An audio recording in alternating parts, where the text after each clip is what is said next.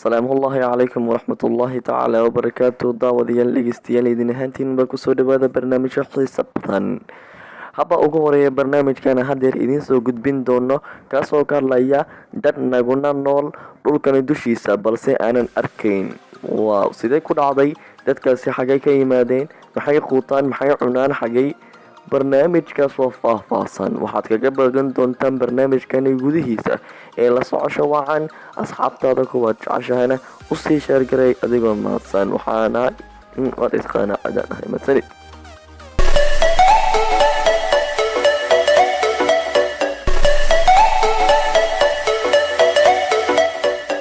aqoon-yahanada reer ingiriis ah ayaa sheegtay in dhulka dushiisa ay nagula nool yihiin noolayaal aan la arkayn.